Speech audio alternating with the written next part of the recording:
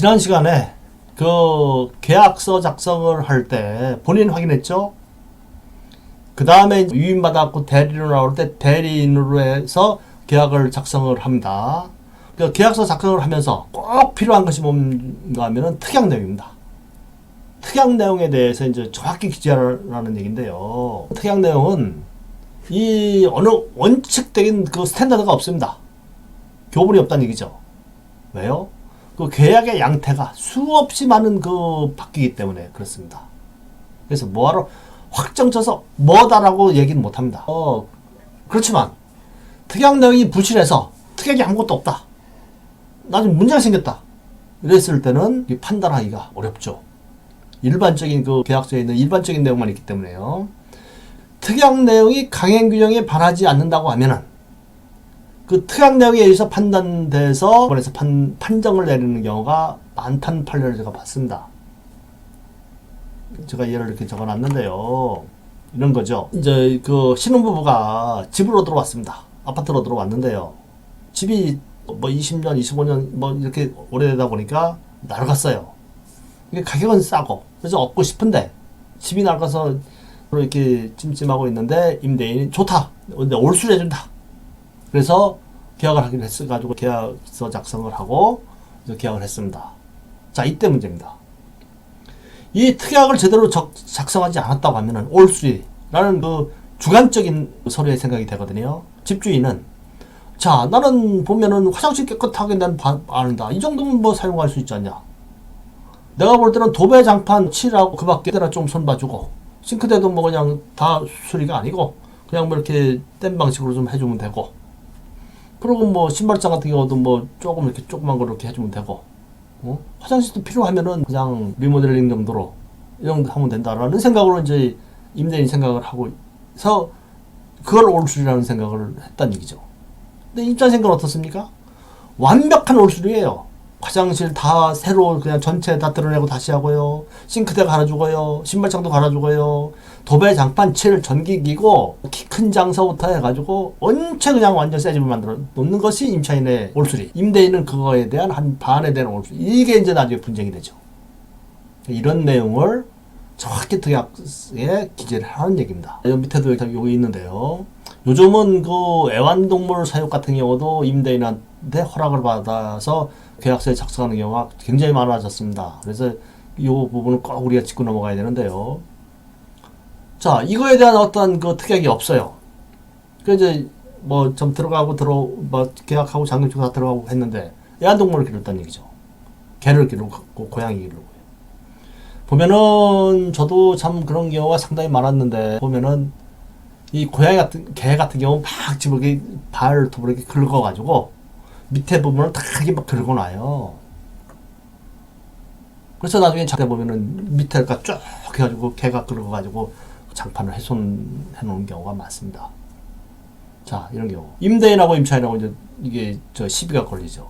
이게 뭐냐 도대체가 이게 원상회복 해놔라. 그러나 임차인은 알았다. 그리고 이제 뭐 도대체 남은 거로 밑에 부분을 이렇게 잘라서 이렇게 뗀 방식으로 이렇게 붙여서 했다고 하죠. 하는 경우가 있습니다. 임대인은 이게 어떻게 원상회복이냐 회복이냐. 임차인은 이거 같은 도배지로 같이 이렇게 붙였는데 왜 안 되냐 이런 식으로 해요. 다툼이 생깁니다. 그래서 이러한 어떤 특약 부분이 정확하고 구체적이고 지 않으면은 이런 문제가 생길 수가 있습니다. 그래서 제가 그 계약 시 꼭 필요하다고 생각하는 특약 내용을 제가 현재 사용하고 있는 특약 내용의 일반적인 내용을 그대로 옮겨봤습니다. 꼭 참고하실 분들은 참고하시기 바랍니다. 이것이 근데 원칙은 아니라는 얘기 다시 한번 말씀을 드릴게요. 본 계약 당사자들은 계약에 필요한 개인정보 제공 및 활용에 동의키로 한다. 기본적인 내용이죠. 현실오늘 상태에서 임대차 계약이며 파전시 임차인은 원상. 이것도 기본적인 내용입니다. 임차인은 임대차 계약의 만기가 도래하여 이사할 의사가 있을 시 만기 3개월 전에 임대인에게 통보하여야 한다. 이때 임차인은 보증금 반환에 유리하도록 새로운 임대차 계약에 적극 협조한다. 이것은요, 특히 임대사업자들, 집이 다 많이 있는 임대사업자들이 꼭 필요한 점입니다. 제가 임대사업자 관리하는 게 많기 때문에 이걸 꼭 특약을 넣는데요. 이 특약을 이게 왜냐하면은 신혼부부들이 올 수리하고 들어가서 사는데 만기가 돼가지고 신혼부 이사한다고 해서 이제 그 나름대로 그 이제 신혼부 나가면은 또 새로운 계약을 해야 되지 않습니까? 그래서 이제 집을 보고 뭐 이렇게 해야 되는데 신혼부부들이 맞벌이라고 해서 자기가 회사를 나간다고 해서 집에 사람이 없다고 해서 안 보여줍니다. 그리고 자기도 퇴근해서 8시나 9시나 보라고 그럴 거예요. 주말에나 보라고 이러습니다. 그러면 계약 성사되기가 쉽지가 않아요. 아까 말씀드린 대로 그러다 와서 바로 계약하는 경우가 많기 때문에요. 그래서 그 임차인에게 어떤 협조, 예, 자꾸 협조한다는 협조 차원에서 이런 계약을 많이 참 활용하고 있습니다. 본 특약사항에 기재되지 않은 사항은 민법, 임대차 보호법 및 부동산 임대차 계약 일반에 관해 따른다. 이것도 기본적인 내용이고요. 다음에 이제 임차인은 애완동물, 강아지, 고양이 등등을 사육하지 않는다. 임대인이 애완동물 사육 금지 특약을 넣어달라고 하면 이걸 넣습니다. 그래서 요거를 해서 이제 하고요. 다음에 이제 애완동물 사육 허락 특약입니다. 애완동물 사육 시 시설물 파손함을 원상 회복한다. 예. 요거를 여기 원상 회복도 있지만 다시 요걸 넣습니다. 요렇게 해서 한번 강조하는 겁니다. 이거는 꼭 그 애완동물 사육 시 원상 회복이고요. 그래서 애완동물 사육 허약 특약입니다. 잔금 2일까지 계약 시와 다른 권리 변동이 있을 경우 본계약을 해지하고 그에 따른 손해는 임대인이 보상한다. 자, 이 말씀 무슨 말인가 하면요. 보통 잔금날이라고 합니다. 잔금날. 하지만 보통 매매는 잔금날이에요. 그렇지만 이 임대차는 잔금 2길입니다. 왠 줄 압니까? 자, 여러분들이 보통 어떤 임대차 보호받는다고 하지 않습니까? 보호를 받는 것이 뭡니까? 전입신고하고 요건이 전입신고가 돼 있고 결자가 된 상태가 이제 보호를 받는데 그 전입신고나 나중에 한 날의 다음 날입니다. 이 길입니다. 그날짜부터 보호받습니다. 그래서 잔금날에 보통 전입신고하고 받죠. 보통 물론 대출하는 경우는 좀 다르지만 대출은 이제 확정자 미리 받아갖고 대출 신청을 해야 되니까 그건 좀 다릅니다. 하지만 보호편적으로 보면은 그 잔금날에 이제 전입신고를 하죠. 그럼 잔금날까지의 그 권리 변동이 있으면 안 된다고 하면 안 되죠. 이 길 다음 날까지입니다. 그래서 저는 꼭 잔금 2길날로 작성을 합니다. 그래서 잔금 2길까지 무슨 계약서에 계약 때는 아무것도 없었어요. 권리 변동이 없었어요. 근데 그 와중에 가처분이 들어간다든가 압류가 들어간다든가 설정이 된다든가 이러면 안 된다는 얘기입니다. 계약금은 금일까지 얼마 임대인 계좌에 입금한다. 그리고 은행 임대인 계좌입니다. 홍길동 계좌입니다. 본계약은 임대인 홍길동의 이용을 받아 누구누구가 계약하고 잔금시까지 본인 확인한다. 혹은 대리에 필요한 재반 서류를 제공한다. 무슨 말씀인가 하면은 자, 이게 유인받아 대리로 하는 계약입니다.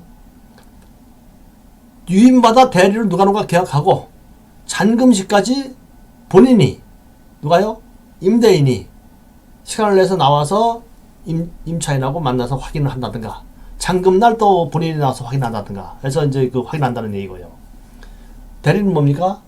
대리에 필요한 재반 서류를 제공한다는 얘기죠. 아까 말한 재반서는 뭡니까? 유임자하고 인감증명. 다시 말씀드릴게요. 인감증명은 3개월 내에 발행한 거가 돼야 되고요. 인감증명은 뭡니까? 본인이 띈 거라고 했습니다. 본인입니다. 본인. 대리 아니에요. 본인. 그리고 유임장은 뭡니까? 인감증명에 찍힌 인감도장이 찍힌 유임장. 네, 그 대리 범위. 누가 대리인. 이거를 반드시 확인하시기 바랍니다. 제가 자꾸만 반복해서 강조드리는 거는 그만큼 중요하기 때문에 자꾸 반복이 되는 겁니다. 그래서 그렇게 되는 거고요. 임대인은 임차인의 전세자금 대출에 적극 협조한다. 이게 기본적인 내용입니다. 그래서 이런 정도의 특약 내용을 많이 다루고 있습니다. 그래서 이제 이게 지금 물론 이제 월세는 이익 이상 차임이 연체했을 때 그런 것도 있고요. 또 이제 연체이자에 대한 부분도 있고요. 이제 임대인이 원할 경우는 연체했을 때 은행 몇 프로에 의해서 연체이자를 부담시키다 이런 것도 있고 여러 가지의 특약이 있는데 요 정도의 특약으로 참 가름하고요. 여러분들이 한번 확인해 보시고요. 그 밖에 더 필요한 거는 저한테 요 전화번호 있죠? 전화 주십시오. 제가 언제든가 여러분들 전화에 제 아는 것 제가 상담해 드리겠습니다. 그 계약서 잠깐 보실까요? 이제 월세 계약서입니다. 이게 월세 계약서인데 이제 이런 식으로 이제 주소 소재지가 있고요. 뭐 대지권 비율이 있고 제곱미터가 있고 뭐 어느 거 이제 임대 부분이 있고요. 금액이 나오죠. 금액이 나오면 이렇게 나오고요. 금액이 나오지. 요 이제 2조부터 사실 요거 10조까지 이렇게 일반 저게 있습니다. 약정 부분이 있습니다. 그래서 요 부분에 웬만한 게 다 들어가 있는데요. 그래도 나름대로 우리가 이런 특약을 뭐 중복되는 경우도 있습니다. 중복되는 경우도 있지만 그래도 이렇게 특약을 이렇게 작성해서 하면은 그 둘 임대인이나 임차인 또 중개업자 모두에게 필요하다고 봅니다. 그리고 이제 이거 인적사항입니다. 인적사항. 그래서 이제 뭐 임대인, 임차인, 부동산 업자들 인적사항이 작성이 들어가고 있습니다. 자, 또 이제 이것으로 이제 이번 시간 마치고요. 잠시 후에 또 뵙겠습니다.